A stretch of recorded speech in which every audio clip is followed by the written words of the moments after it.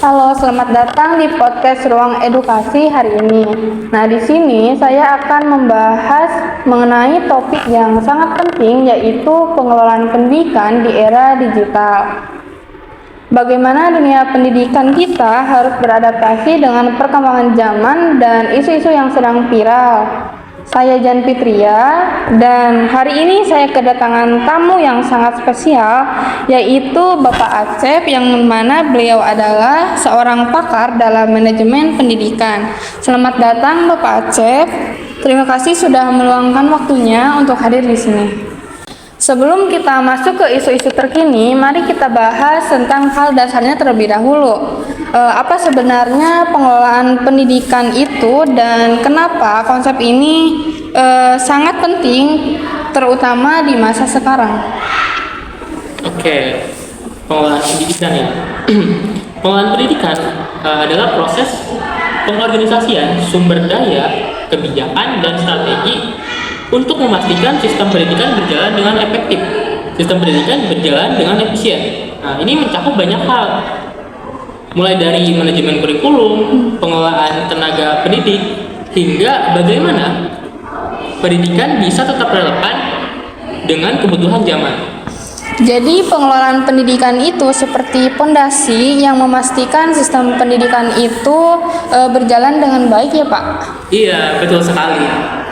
Apalagi di era digital ini, pengelolaan pendidikan menjadi lebih kompleks karena kita harus menyesuaikan dengan perkembangan teknologi dan tren di masyarakat.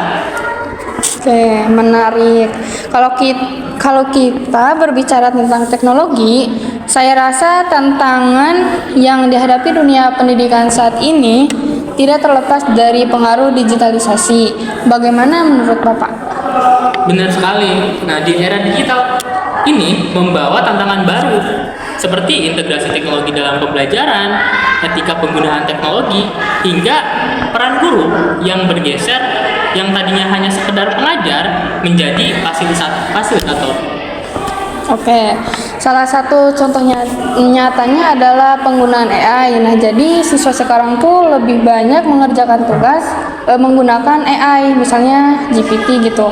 Nah, menurut Bapak, dengan adanya mengerjakan tugas di AI, apakah akan menjadi peluang atau malah menjadi sebuah ancaman? Oke, sebenarnya keduanya sih. Ada peluangnya juga, ada ancamannya juga.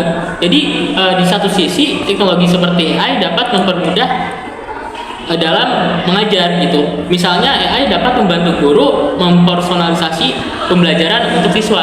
Namun, ada juga resiko seperti ketidakjujuran akademik. Nah, bisa aja kayak siswanya nyontek gitu menggunakan AI. Nah, terus jadi si siswanya juga jadi ketergantungan dengan teknologi. Oleh karena itu, pengelolaan pendidikan harus mencakup pembelajaran etika teknologi. Oke, jadi teknologi itu sebagai alat bantu, bukan malah jadi pengganti ya Pak? Ya, benar, tepat sekali. Jadi, sekolah perlu mengatur kebijakan yang bijak seperti mengedukasi siswa tentang penggunaan teknologi yang sehat. Ngomong-ngomong soal kebijakan, ini ada kaitannya dengan isu-isu viral saat ini. Baru-baru ini ramai antara guru dan siswa mengenai penggunaan aturan smartphone di sekolah. Bagaimana menurut Bapak tentang hal ini? Kasus ini memang mencerminkan perlunya keseimbangan antara aturan dan fleksibilitas. Larangan penggunaan smartphone mungkin dimaksudkan untuk supaya siswanya fokus dalam belajar. Nah, tetapi jika tidak dibarengi dengan dialog atau kayak pembicaraan dulu pada awalnya, justru dapat menimbulkan suatu konflik. Oh ya, menurut Bapak juga bagaimana pengelolaan pendidikan yang baik seharusnya merespon isu-isu yang seperti saat ini? Oke, pertama, sekolah harus memiliki kebijakan yang jelas tetapi fleksibel. Misalnya, smartphone bisa diizinkan untuk pembelajaran di kelas, tapi aksesnya diawasi.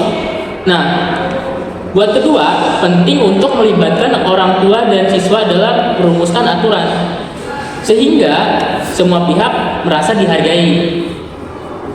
Oke, itu masuk akal ya Pak. Jadi daripada melarang sepenuhnya, lebih baik kita mengelola penggunaannya ya Pak. Benar, kebijakan yang adaptif seperti ini jauh lebih relevan dengan kebutuhan anak zaman sekarang. Nah, kalau kita bicara relevansi, kira-kira solusi apa yang paling penting dan bisa diterapkan untuk menjawab tantangan seperti ini? Oke, sebenarnya sih ada beberapa solusi ya yang bisa dilakukan. Yang pertama itu ada integrasi teknologi.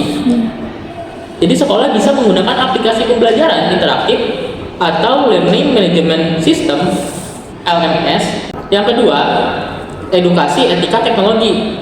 Ajarkan siswa bagaimana memanfaatkan teknologi secara bertanggung jawab. Yang ketiga ada kolaborasi dengan orang tua. Orang tua diajak aktif dalam mendukung program sekolah. Nah, yang keempat, pembelajaran kontekstual. Kaitkan materi pelajaran dengan isu terkini seperti AI atau keberlanjutan lingkungan.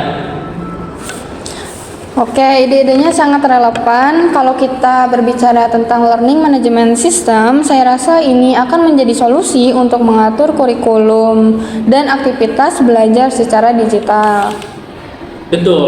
Selain itu, LMS juga memungkinkan siswa belajar dengan kecepatan masing-masing yang sangat penting di era personalisasi pendidikan. Jadi kuncinya adalah bagaimana kita memanfaatkan teknologi untuk mendukung pendidikan tanpa kehilangan esensi pembelajarannya ya Pak? Iya, tepat sekali. Terima kasih banyak Bapak Acep atas insight yang sangat menarik hari ini. Saya rasa banyak pendengar yang mempunyai pandangan baru tentang pengelolaan pendidikan di era digital. Nah, sama-sama.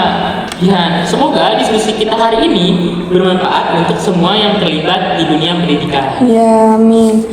Sampai di sini dulu episode kita kali ini. Terima kasih sudah mendengarkan dan jangan lupa untuk menyaksikan podcast Ruang Edukasi di episode berikutnya. Sampai jumpa dan tetap semangat dan terus belajar.